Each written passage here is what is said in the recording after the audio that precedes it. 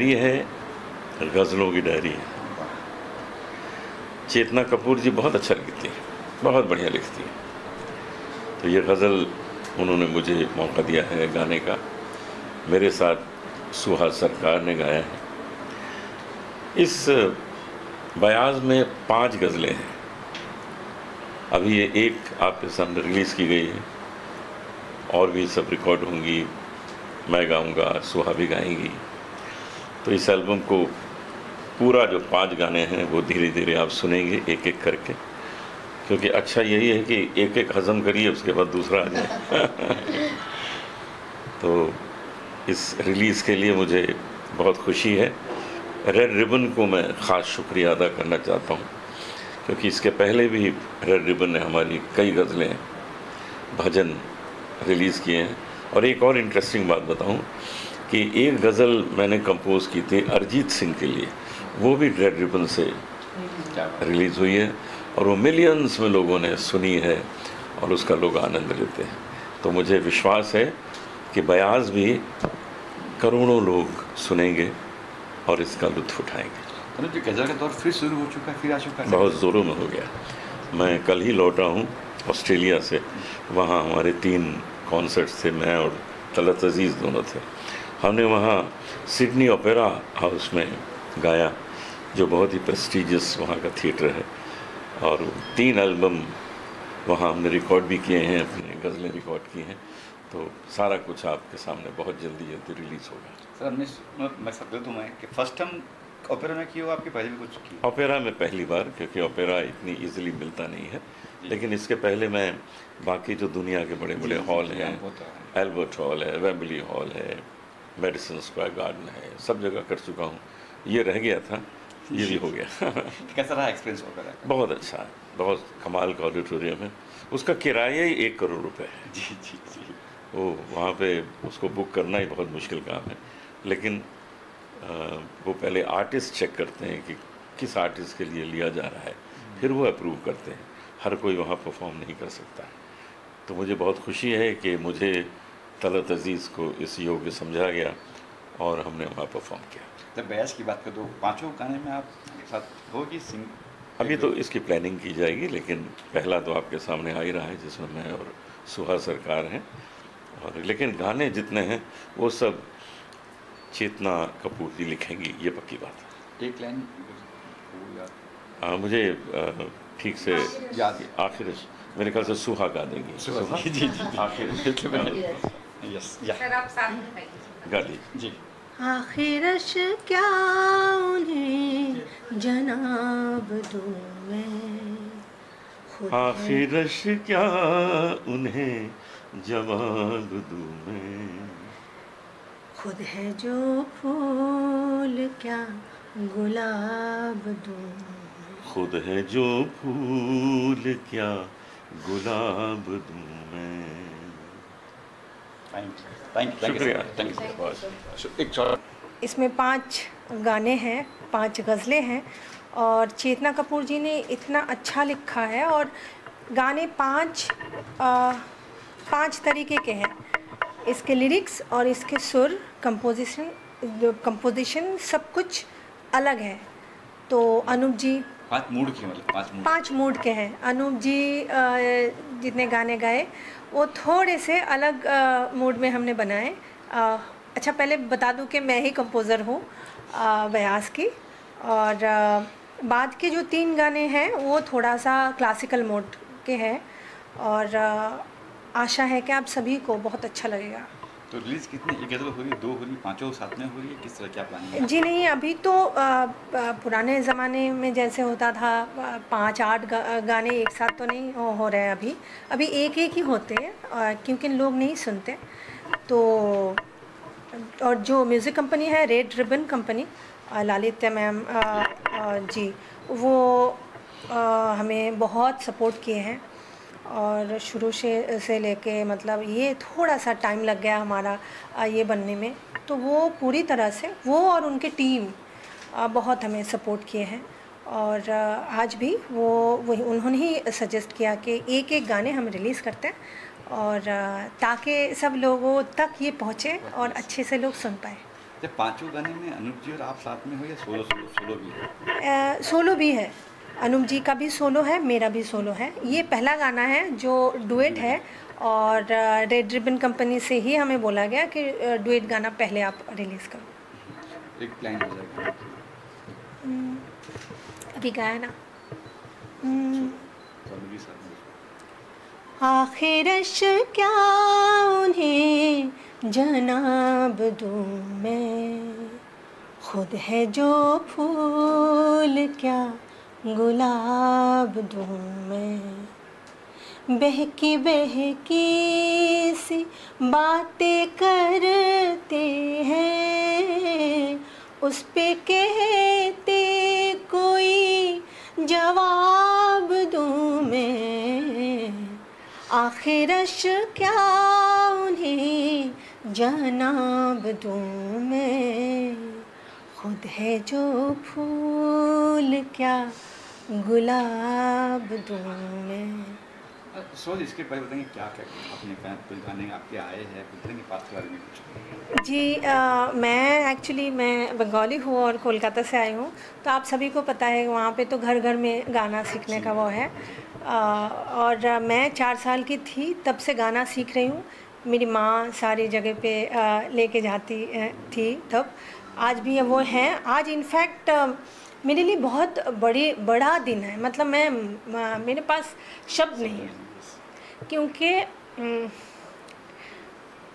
Sorry मैं emotional होती जा रही, क्योंकि सारे जगह पे जो है यहाँ पे आने के बाद मैं अकेली जाती हूँ, काम करती हूँ। मैंने कंपोज़ भी किया, अनूप जी मेरे गाने गाए भी पहले, और भी बहुत सारे आर्टिस्ट मेरे कंपोजिशंस गाते हैं। मैंने फ़िल्मों में भी गाना गाया, मैंने वेब सीरीज़ सीरियल्स में भी गाना गाती हूँ। पर आज का दिन इतना स्पेशल है, एक तो अनूप जी के साथ गाना गाया मैंने, और दूसरी जो चीज़ है, पहली बार मेरी माँ ने देखा कि मैं क्या काम करती हूँ यहाँ पे। और एक तो उनको हिंदी समझ में नहीं आती है, और मतलब बोलना तो दूर की बात, पर यहाँ पे आके उनका जो मैं जो फील कर रही हूँ इमोशन, तो इससे बढ़कर मेरे लिए और कुछ नहीं हो सकता। ये प्रेरणा स्रोत मम्मी से प्रेरणा मिली है गाने की या फिर किस तरह से? जी, मम्मी से। आप मतलब मम्मी नहीं होती तो हम माँ बोलते हैं, माँ नहीं होते तो गाना शायद सीख नहीं पाती, ऐसे जर्नी ऐसे नहीं होती, कुछ अलग ही होती। पर मैं जब से पैदा हुई हूँ, बात करने से पहले से मैं गाना गाती थी।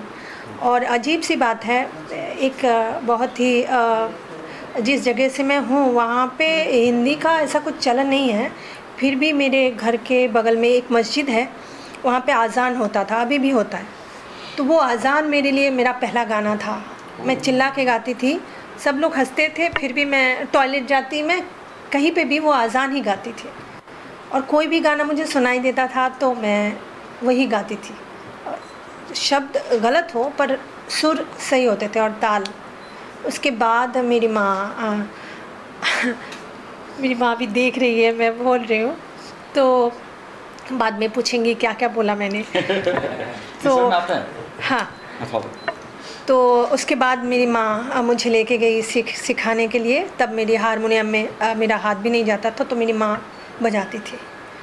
तो ये है मेरी जर्नी। वहाँ पे मैंने मास्टर्स किया म्यूज़िक में, भजन और क्लासिकल सब कुछ सीखा। मास्टर्स मैंने क्लासिकल में ही किया। यहाँ पे आने के बाद 2006 से मैं उस्ताद गुलाम अली खान साहब के पास मुझे सीखने का मौका मिला। 6 साल उनके पास सीखा मैंने। उसके बाद रीता गांगुली जी के पास मैंने सीखा, जो कि बेगम अख्तर जी की शागिर्द हैं। उसके बाद पटना में सीताराम सिंह जी हैं, उनके पास भी मुझे सीखने का मौका मिला। यहाँ पे आने के बाद मैं संपर्क में आई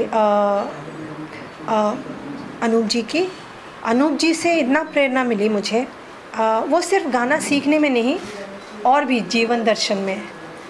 तो वो अनूप जी मेरे लिए पारस जैसे हैं। मतलब मुझे लगता है वो ऐसे पारस है जिनको भी छू लेते हैं वो ना लोहे से सोना बन जाते हैं।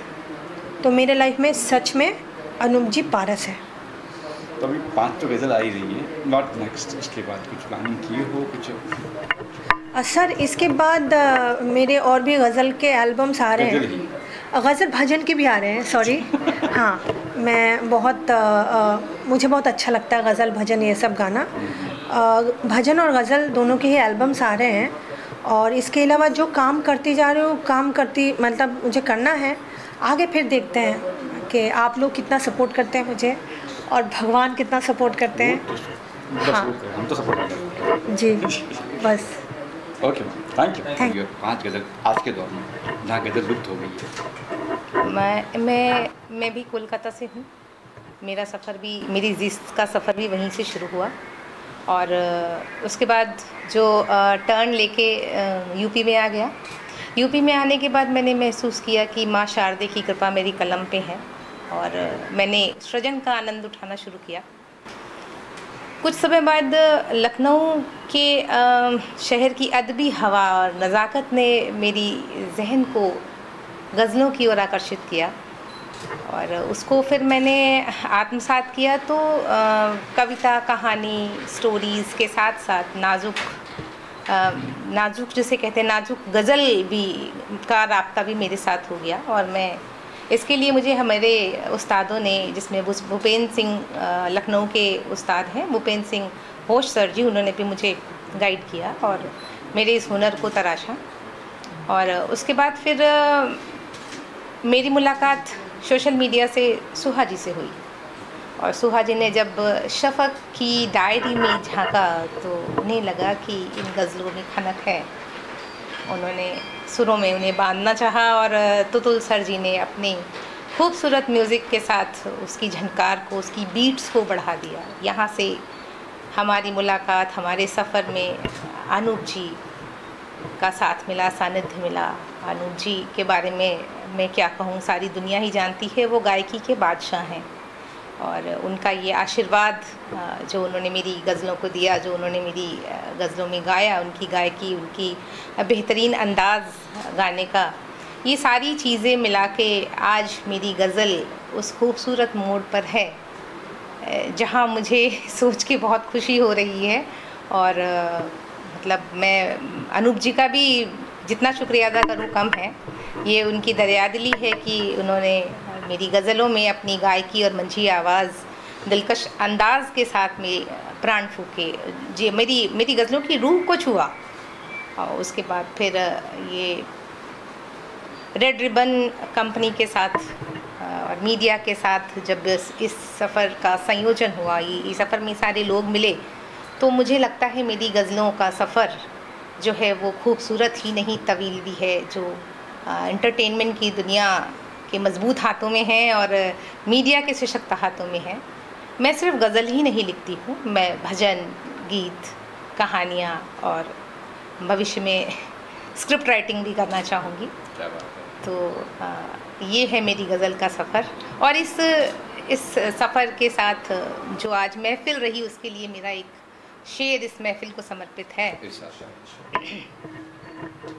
इतनी हसीन शाम का तो इल्म ही न था, और ये अनूप जी को भी समर्पित करती हूँ। इतनी हसीन शाम का तो इल्म ही न था, जितना हसीन आपकी सोहबत ने कर दिया, जितना हसीन आपकी सोहबत ने कर दिया। सुपर क्या बात। अच्छा, मुझे एक सवाल था कि अनूप जी कैसे लिए प्रोड्यूसर, जब आपको लगा कि मुझे अनूप जी ने हाँ कह दी है गज़ल, जी, तब क्या माइंड में था, क्या रिएक्शन अरे था? मैंने कहा ना, ये मेरी ज़िंदगी का इतना खूबसूरत मोड़ है कि मतलब जब समझिए कि जिसको मेरे पास जो कलम है वो किसी से सीखी हुई नहीं है। मैं सच बताऊं, मेरे को गॉड गिफ्टेड है। मुझे तालीम में उस्तादों ने तराशा ज़रूर है, लेकिन ये बीज जो है ये अंदर से थे, जो मतलब। और मेरे लिए बड़ी खुशी की बात है कि आखिरश गज़ल जो है ये मेरी ज़िंदगी की वो गज़ल है जब मुझे गज़ल का ग भी नहीं आता था। मैंने ये गज़ल तब लिखी थी, और इस गज़ल को जैसे कहते हैं ना, अपना बच्चा या अपना सजन इंसान को बहुत प्रिय होता है, तो मैंने आज तक उसको संभाल के रखा। और आज देखिए यार, अनूप जी और सुहा सरकार की आवाज़ पाकर तो समझिए मतलब मेरी लाइफ में आज का दिन क्या मायने रखता है, आई कांट एक्सप्लेन। अच्छा, ये तो हो गया, चलो सुहा जी सिंगर, अनूप जी हो गए जी। कंपोज भी सुहा जी ये। हाँ जी, हाँ जी। वो एक्चुअली मतलब कंपोजिंग करती ही हैं, तो और उन्होंने ही तो इन गज़लों में खनक को ढूंढा कि आप शफ़क़ की डायरी, एक्चुअली ये बयाज़ शफ़क़ है, तो मेरा उपनाम शफ़क़ है, तो ये बयाज़ शफ़क़ से निकले हुए शब्द हैं तो जिनको जो है शफ़क़ की बयाज़ है ये, जैसे कुछ गज़लें चुनी हैं और कोशिश की है हमने कि सबका मिजाज अलग हो, क्योंकि दुनिया बहुत बड़ी है और सबका अपना अपना टेस्ट है, तो एक ही टाइप की गज़ल हमने पांचों अलग रूप, पांचों अलग तरह की हैं बिल्कुल। हर बार एक नया रूप आपको मिलेगा, हर बार एक नए तबके को, एक नए मतलब ग्रुप को टच करती हुई वो गज़ल होगी। लेकिन आज के दौर में जहाँ गज़ल लुप्त हो गई, वहाँ आपने सोचा गज़ल को? नहीं, गज़ल लुप्त नहीं हुई है। देखिए आज का इंसान भी ना वो भड़काऊ म्यूज़िक से थोड़ा सॉफ्ट म्यूज़िक की ओर जाना चाहता है, पर वो सर्व नहीं होगा तो कहाँ से आप उसके साथ में लोगों को कनेक्ट कर पाएंगे। जब आएगा ही नहीं वो, तो फिर जी। कैसे आप उस चीज़ के साथ में न्याय कर पाएंगे? आप ये गज़ल कभी जा ही नहीं सकती।